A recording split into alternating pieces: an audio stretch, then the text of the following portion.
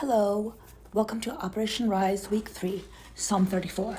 This is a psalm of David when he pretended madness before the king of Gath, who drove him away and he departed.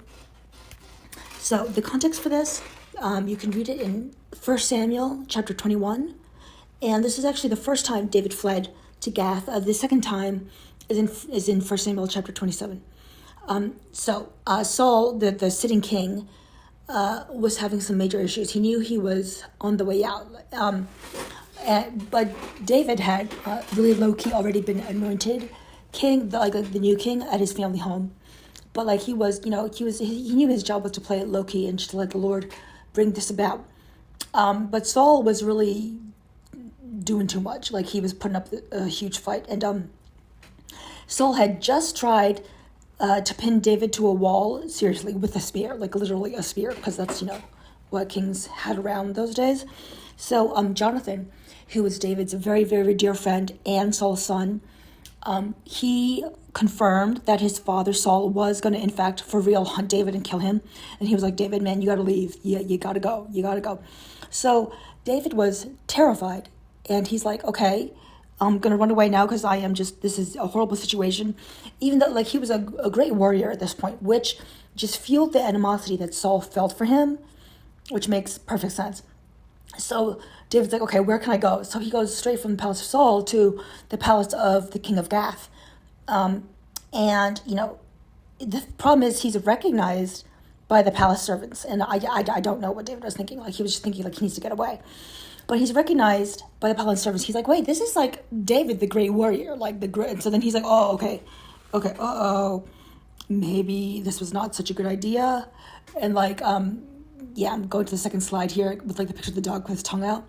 Yeah, David's like, okay, maybe I didn't think this through. And so because the people recognize him, and he's like, oh, okay. And so then he's like, I know what I'm going to do. I'm going to pretend to be completely out of my mind.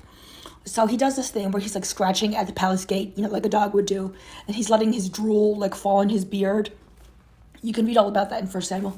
And it's okay, so he had killed the Philistine giant of Gath, Goliath. And now he is pretending to be mad before the king of Gath. This was not a very proud moment in David's career. So after the king of Gath sends him away, it's very clear something needs to change. So David goes and hides in a cave, and then something happens. We don't know what. Well, I have a theory. I think he took some time to refocus.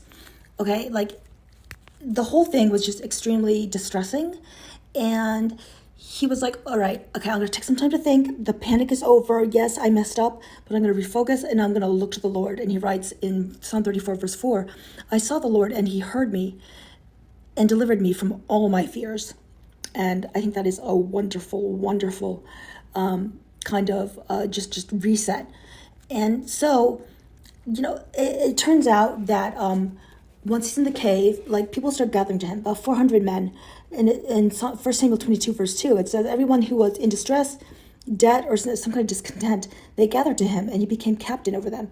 So, he becomes a leader, and he's like, well, why was he such a compelling figure? I mean, he was a known warrior, but why were people, he was more than the underdog. I mean, this was a very scary situation, yet people gathered to him. So,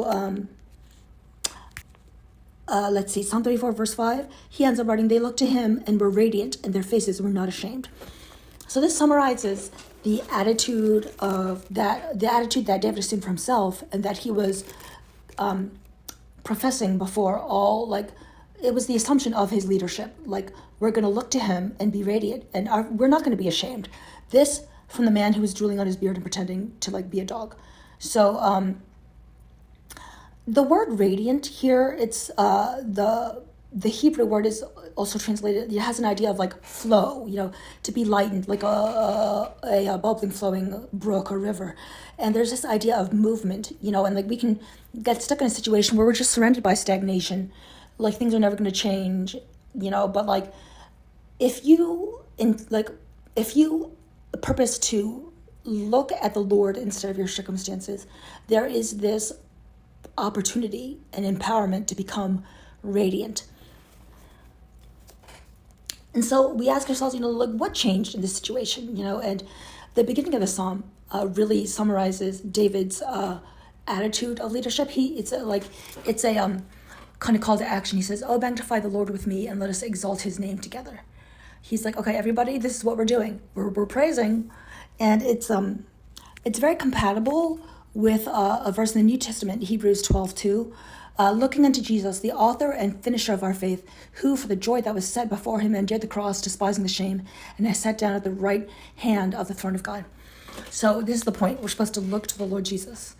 And, no matter what we're carrying, what kind of uncertainty, what kind of shame, what kind of missteps we've taken, He can restore us to radiance.